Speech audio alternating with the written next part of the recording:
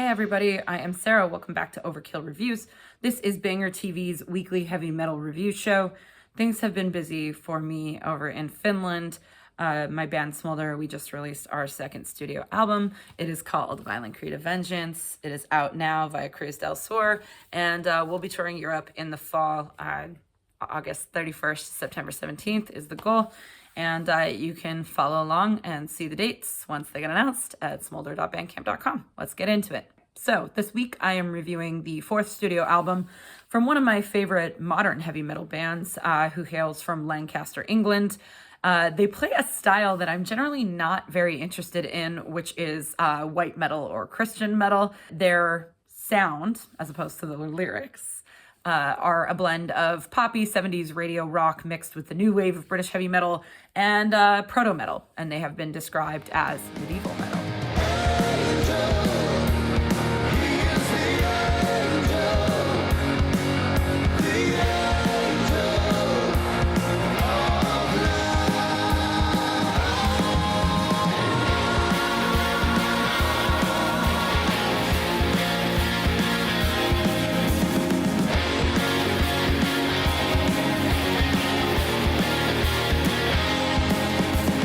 That track is appropriately titled Angel of Light, and it's on the fourth studio album by WYTCH HAZEL. My vinyl copy has already arrived. This record is called Sacrament, and it's out now via Bad Omen Records. WYTCH HAZEL formed in 2011 in Lancaster, United Kingdom. They've been surprisingly prolific, releasing a split, single, compilation, or album almost every single year since. They are helmed by bandleader, vocalist, and guitarist Colin Hendra, and rounded out by guitarist Alex Hallam, bassist Andy Shackleton, and drummer Aaron Hay. Their debut album, Prelude, stupid picture discs, right, was released in 2016, and it was quickly followed by 2018's Sojourn, and then after that came 2020's Pentecost. Remarkably consistent, WYTCH HAZEL has maintained a very similar sound across their albums, which are firmly rooted, as previously mentioned, in the Christian metal, aka white metal camp. WYTCH HAZEL plays painfully earnest new wave of British heavy metal, merged with English folk and 70s pop. Think Pagan Altar meets Thin Lizzy and Angel Witch. Oh, not that Angel Witch, this Angel Witch. Should you expect more of the same from Sacrament? Let's find out.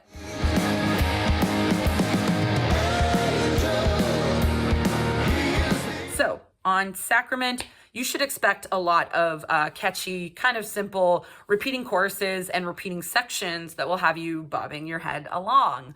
And you'll hear this repetition in songs like Angel of Light, which you heard a few moments ago, as well as the songs Strong Heart, Deliver Us, and Future is Gold. Let's check it out in the song Deliver Us. Deliver us from the evil one. Stay with us till the fight is done. Deliver us from the evil one.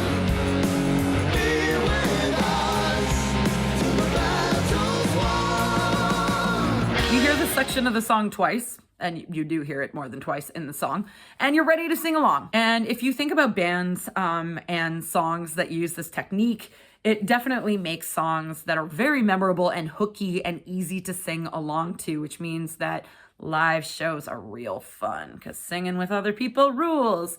So AC/DC's discography is based on this.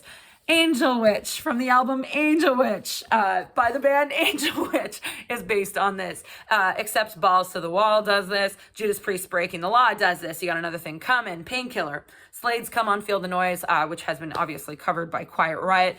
You get the drift. We can all likely easily sing along to all of these classics because they are genre classics and they are earworms. So WYTCH HAZEL is definitely leaning into that strategy of having super memorable repeating choruses on this album. And it's not like that's a new thing for the band.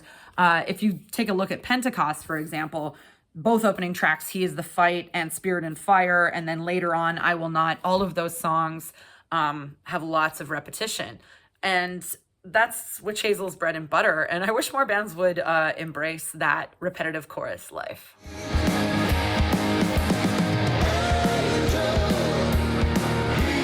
So So I watched an interview with Colin Hendra and a guy named Belgian Jasper on YouTube, as I was curious if I was imagining this or not, but I kind of felt like this album felt sadder than the previous three. And what I learned is that it is indeed sadder, and that's because of the writing circumstances. And this album was written during the pandemic, which, you know, kind of sucked for everybody on earth. And I really started noticing it with the song Time and Doubt, which is one of my favorite songs on the album.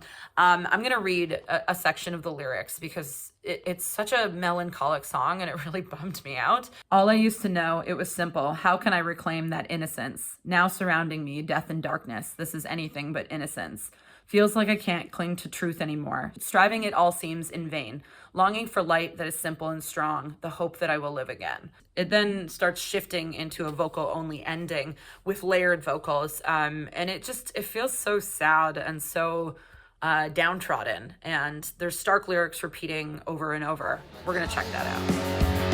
Running out, ever am I, living it down, all my time. Running out, ever am I, living it down, all my time. Running out, ever am I, living it down, all my time. Running out, ever am I, living it down, all my time. The entire B-side of this record demonstrates this sadder, darker approach, and we're going to talk about that more in point 3.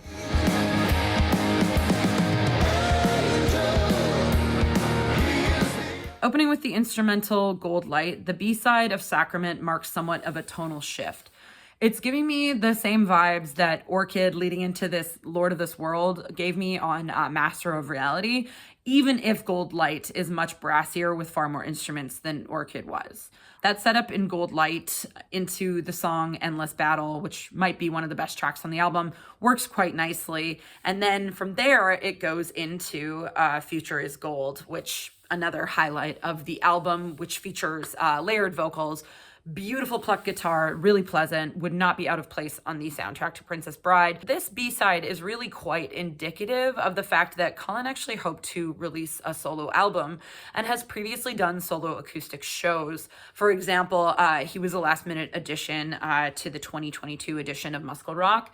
And if you can watch the link in the video description where he does that performance, I would recommend it because his voice is very beautiful. And it's one of the important things about Witch Hazel that make them such a lovely band to listen to.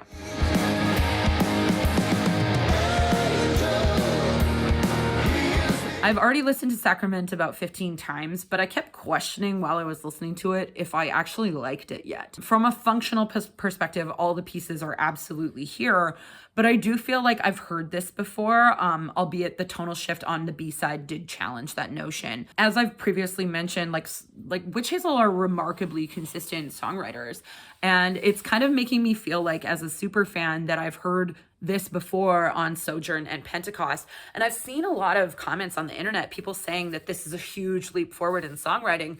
And I don't necessarily think it is. I think that both Sojourn and Pentecost are also at this level. Like, they're both like absolutely fantastic albums. So I'd like to hear the band expand their horizons further, as Colin is just an impeccable songwriter and he's already kind of perfected the style. And please keep in mind that this perspective is not a reflection of Witch Hazel's quality. It's a reflection of my taste and my preference for bands to expand and change as they continue along their trajectory.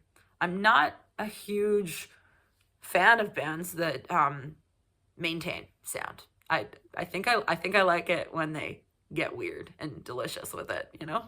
What does that mean for a rating? So, final thoughts. Sacrament is a beautiful, sad album. And although I'm finding myself getting restless with the band after admittedly over listening to their discography and feeling as if they could expand and integrate more into their overall sonic tapestry, that doesn't take away from the undeniable songwriting chops within. P.S. I would also love to do a review on this in 6 months to see if that's totally changed, because it might. But for all those reasons, Sacrament is getting 4 skulls out of 5 here on Overkill Reviews. If you like this style and you haven't heard a band like WYTCH HAZEL before, then there's other amazing modern adventure rock bands that I think that you would also enjoy. For example, I strongly recommend that you check out Swedish band HAZEL. They're great. I also strongly recommend that you check out Canadian band Spell. Last but not least, oh my god, check out Tanith. I don't have the new one yet, but this is their 7-inch from, oh my god, 2017. Time, what is time? It's just all slipping away. Time for the shout outs. First up, the new album by Swedish traditional heavy metal outfit Century is out now. The Conquest of Time revives the tradition of their countrymen Heavy Load and Mindless Sinner, and it's out via Electric Assault Records. Next up in my recommendations is an album that will undoubtedly hit all of the True Metal Blog's best albums of 2023 list, hopefully alongside this band called Smolder, and that is the debut by Greek power metal outfit Triumpher, who merged that unbelievably weird, delicious style of Greek black metal with epic heavy metal. There's so much going on with this album that it's hard to even absorb it in one listen, let alone 5, but holy shit, the dude sounds like Eric Adams. And I would definitely recommend taking a listen for yourself because wow. Third and finally, the debut album by American heavy metalers Crossed Hearts will be released on June 13th. Forced Perspective features strong vocals not unlike Doro, meets Tower, or Savage Master. You can pre-order it now from the band or from Church Recordings. All right, that's it. I hope to see you on the road in the fall. Bye. Running